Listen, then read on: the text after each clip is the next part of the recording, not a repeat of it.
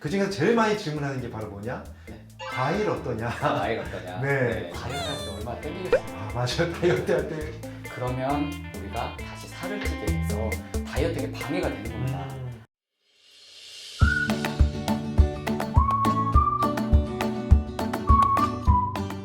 언제나 올바름을 제안합니다. 닥터 제안의 이동환 리틀 약사입니다. 반갑습니다. 반갑습니다. 네. 아, 네, 좋습니다. 오늘은요 다이어트를 좀 계속 이야기를 한번 해볼 건데요. 네네. 사실 다이어트 할 때 이 음식 저 음식 빼다 보면 먹을 게 없다 하시는 분들 되게 맞아요. 많아요. 그렇죠? 네. 그 중에서 제일 많이 질문하는 게 바로 뭐냐? 네.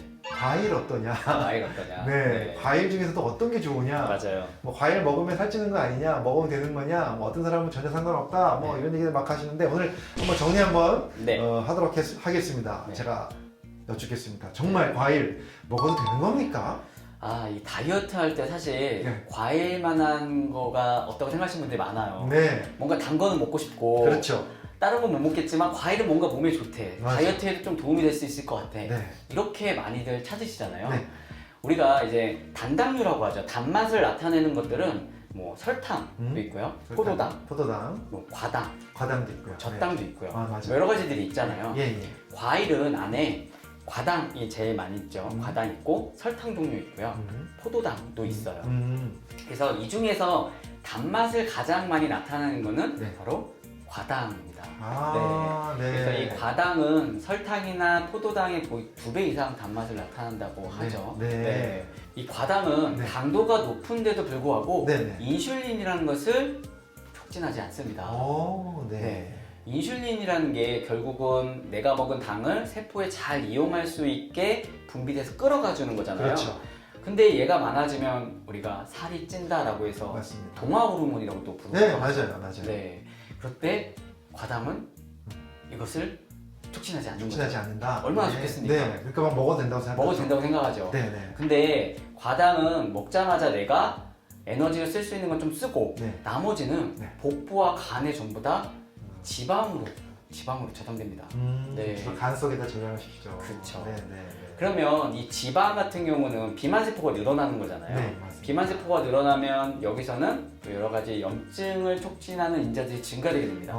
예. 네. 그렇게 되면 다시 인슐린에 영향을 주고 인슐린 저항성이라는 것들을 증가시키게 되죠. 네. 네. 그러면 우리가 다시 살을 찌게 해서 다이어트에 방해가 되는 겁니다.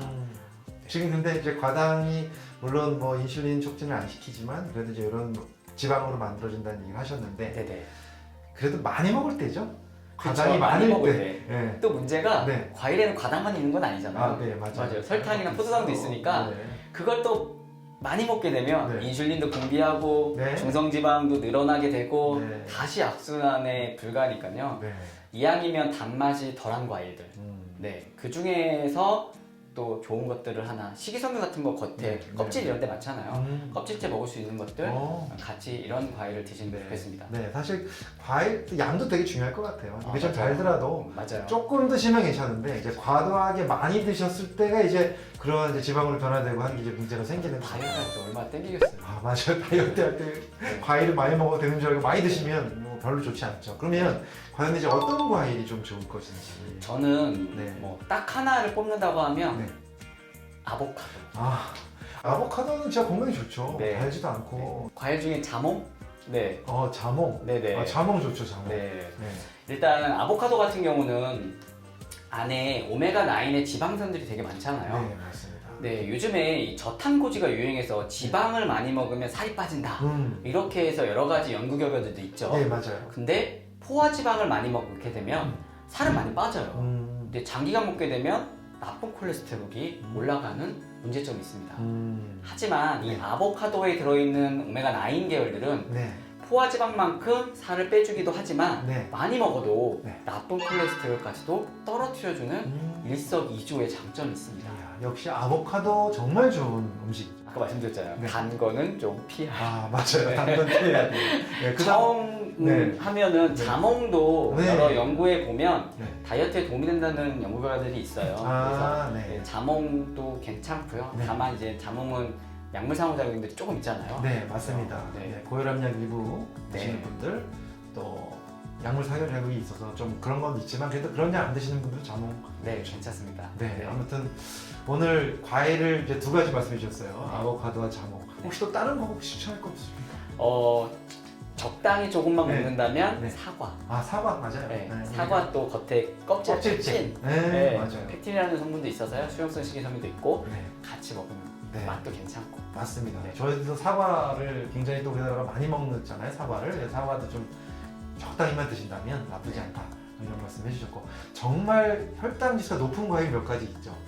수박이라든가 네, 또 파인애플 같은 거 그런 건 좀 굉장히 많이 달고 높잖아요. 혈당 지수가 그런 건 다이어트에 좀 도움이 안 될 것 같다. 네. 생각이 듭니다. 아무튼 또 이제 마지막으로 또 과일에 대해서 좀 해주고 싶은 얘기 좀 마저 해주시죠. 네. 네, 사실 이게 과일이라는 거는 예 선조부터 네. 우리가 가을에 나서 먹잖아요. 맞아요. 근데 지금처럼 매 계절마다 먹을 수가 없었단 말이죠. 네. 생각해보면 우리 선조들은 가을에 충분히 과일을 먹고 이거를 중성지방으로 네. 잘 저장을 했다가 네. 겨울철에 먹거리가 없을 때 잘 쓰라고 원래는 아. 조물주가 만들어졌을 수도 있어요. 그러네요. 네. 근데 지금 같은 사계절 내내 과일을 충분히 먹을 수 있을 때는 오히려 이 과당을 많이 먹는 거는 축복이 아니라 이 불행의 씨앗이 또 될 수도 있다는 겁니다. 맞습니다. 적당히 먹는 게 좋겠습니다. 아 정말 역시 아무리 몸에 좋은 과일이라도 다이어트 할 때는 적당하게 드시는 게 정답이다. 오늘 정확하게 그 원인을 정확하게 얘기해 주셨고 또 종류까지 잘 말씀해 주셔서 너무 감사드리고요. 시리즈로 앞으로 다이어트에 대한 이야기 몇 가지 좀 쭉 한 번 더 이어서 네. 해주시기 바라겠습니다. 자 너무 감사드리고요. 네. 자 지금까지 닥터 제안의 이동환 이틀 약사였습니다. 감사합니다. 네.